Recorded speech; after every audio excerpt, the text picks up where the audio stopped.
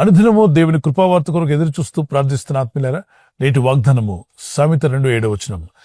ఆయన యథార్థవంతులను వర్ధిల్ల చేయును, యుక్త మార్గమును తప్పక నడుచుకున్న వారికి ఆయన కేడముగా ఉన్నాడు.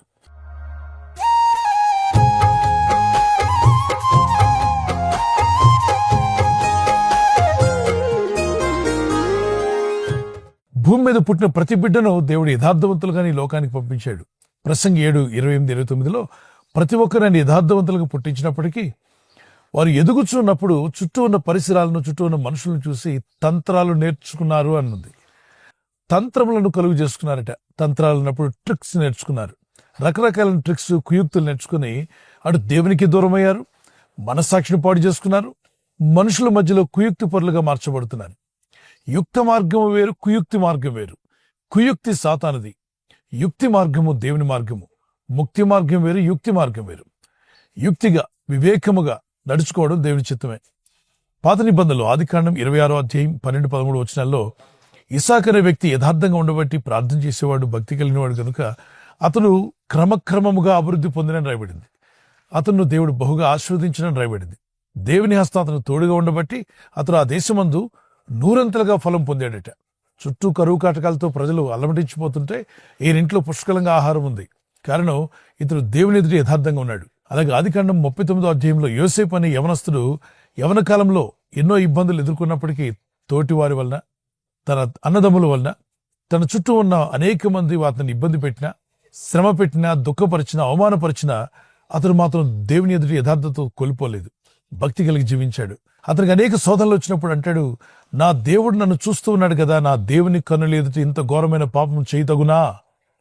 నా దేవుని కంటి ముందు నేను ఎలాంటి పాపిగా బతకడం దేవుని చిత్తము కాదు. దానివల్ల నాకు కీడని గ్రహించి దేవుని కను దృష్టిలో యథార్థంగా బ్రతకాలని నిర్ణయించుకున్న యవనస్తుని దేవుడు అద్భుతంగా దీవించి ఆస్వాదించి ఒక బానిసగా ఆ దేశానికి వెళ్తే ఆ దేశంలో మంత్రిగా దేవుడు చేశాడు.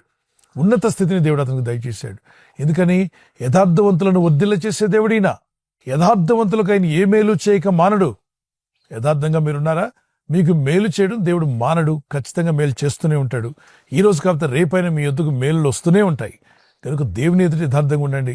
మనుషుల ఎదుటి కూడా మనము యుక్త మార్గంలో నడుచుకునేవారిగా యథార్థ హృదయంతో, యథార్థమైన మనస్సాక్షితో, నిర్మలమైన మనస్సాక్షితో ఉండడానికి ప్రయత్నం చేయండి. ప్రార్థించండి.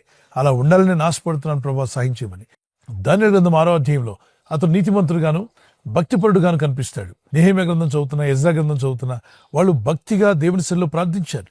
వారు ఏ రాజుల కింద అయితే పనిచేశారో ఆ రాజులు గుర్తింపులోకి వచ్చారు. ఎందుకంటే రాజు తన బంధుమిత్రులు, తన స్నేహితుల్ని తనకు దగ్గరగా పెట్టుకుంటాడు.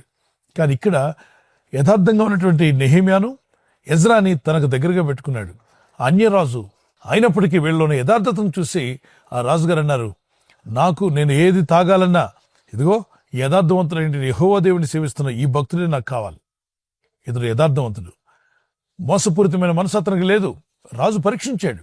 కుళ్ళు కుతంత్రాలు లేనివారు, డబ్బుకు లోబడినవారు, లంచగొండితనం లేనివారు, తను నమ్మి అప్పగించిన పనిని యథార్థంగా కంప్లీట్ చేసేవారు, ఎవరు ఎన్ని ఆశలు చూపించినా అటువైపు తినకుండా యథార్థంగా నిలబడేటువంటి ఈ నెహెమ్యా, ఎజ్రాలను అన్య దేశపు రాజులు వీరిని నమ్మకంగా వాళ్ళ దగ్గర పెట్టుకున్నారు.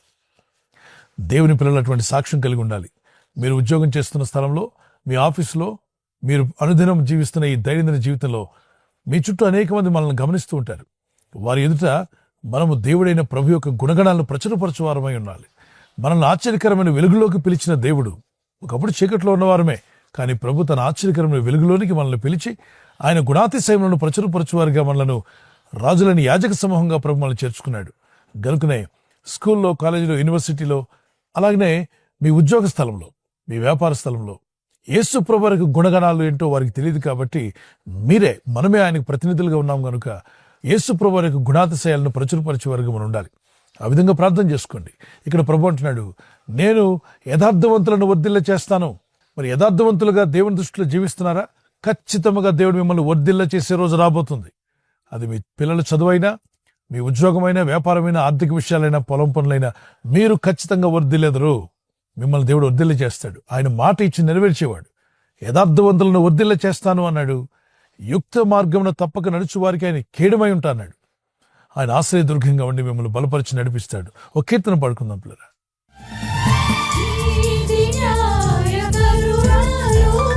నిశ్చలమ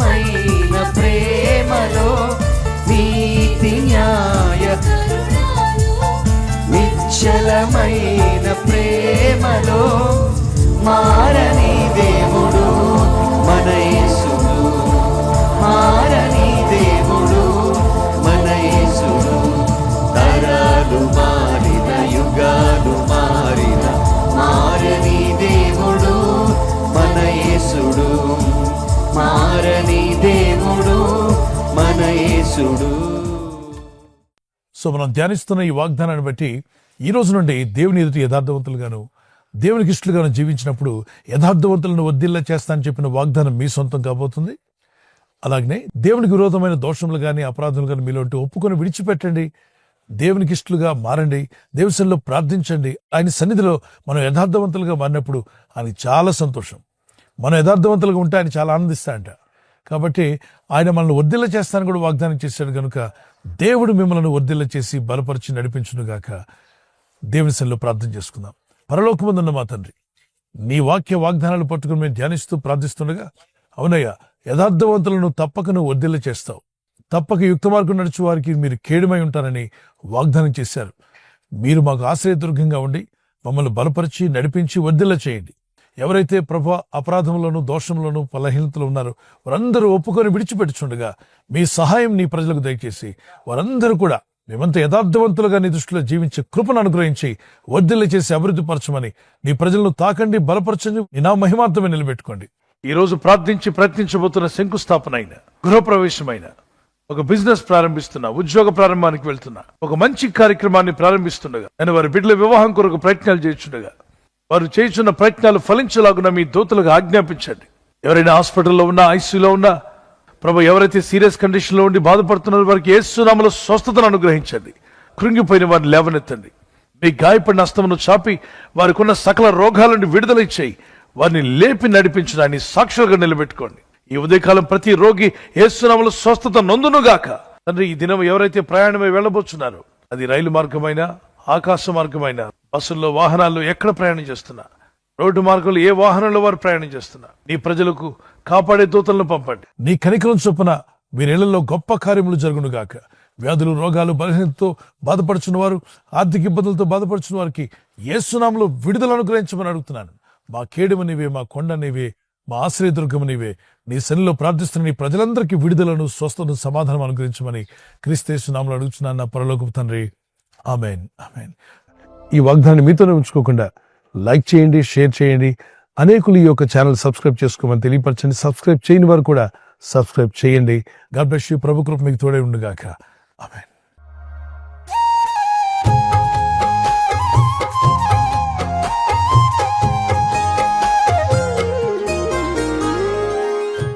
ఈ దినం బర్త్డే ఉన్నటువంటి వారికి happy birthday to you, many more returns of the day. We wish you all the best. ప్రభు మిమ్మల్ని దీవించునుగాక. మీకు వాగ్దానము 1 శామ్యూయల్ 10:6 నీకు క్రొత్త మనస్సు వచ్చును. U turn into another man. నువ్వు నూతన వ్యక్తిగా మార్చబడతావు. నూతన హృదయం, నూతన ఆలోచన, నూతన తలంపులు దేవుడు మీకు దయచేయునుగాక. ఈ నూతన సంవత్సరం మీ జీవితంలో ఒక నూతనమైన ఆశీర్వాదాలకు అడుగుపెట్టుకు ప్రభు మీకు కృప దయచేయునుగాక. May the Lord bless you with the long life and may the Lord protect you and provide all your needs in Jesus' name. God bless you. అలాగే వెడ్డింగ్ యానివర్సరీ జరుపుకునే వారికి many more returns of the day. May the Lord bless you. ప్రభు అక్కడ ఆలస్యమైతే silver jubilee, golden jubilee, platinum jubilee జరుపుకునే కృప దేవుడు దంపతులని మీకు దయచేయునుగాక. మీ ఇద్దరి మధ్యలో అన్యోన్యత, ప్రేమానురాగాలు పెరుగునుగాక. మీరు ఇరువురు కలిసికట్టుగా ప్రార్థనాపూర్వకంగా ఉంటుండగా మీ ఇళ్లలో ఉన్న సాతానికి లయపరచబడి మీ కుటుంబాలు దీవించబడునుగాక. వాగ్దానము మాథ్యూ చాప్టర్ 26:41. మీరు శోధనలో ప్రవేశింపకుండాట్లు మెలకుగా ఉండి ప్రార్థన చేయండి. మీరు ఎలాంటి శోధనలో పడకుండా భార్య భర్త కొరకు, భర్త భార్య కొరకు, మీ ఇద్దరు మీ కుటుంబం కొరకు ప్రార్థన చేస్తుండగా ఎలాంటి శోధనలో పడకుండా మీరు తప్పించబడదురుగాక. ఆమేన్. శోధనల కాలంలో నేను మిమ్మల్ని తప్పిస్తాను అన్నాడు. Watch and pray so that you will not fall into temptation. ప్రభు మిమ్మల్ని దీవించి మీరు ప్రార్థిస్తుండగా మీరు శోధనలో పడకుండా కాపాడి మిమ్మల్ని వర్ధిల్ల చేయనుగాక. God bless you. ఈ ఛానల్ మీరు సబ్స్క్రైబ్ చేసుకోవడం వలన 2 పనులు జరుగుతున్నాయి. ఒకటి, సువార్త జరుగుతున్నది, ఆత్మలు రక్షించబడుతున్నాయి. రెండవది, పేదలకు, అనాథలకు ఈ ఛానల్ ద్వారా సహకారం అందించడం జరుగుతుంది. మనం సబ్స్క్రైబ్ చేసుకోవడం వలన అందరికీ సహాయం చేసిన వారమవుతున్నాం. ఖచ్చితంగా ఈ యూట్యూబ్ ఛానల్ ను సబ్స్క్రైబ్ చేసుకొని బెల్ బటన్ ను క్లిక్ చేయండి. మీకు వెంటనే మెసేజెస్ పంపబడతాయి.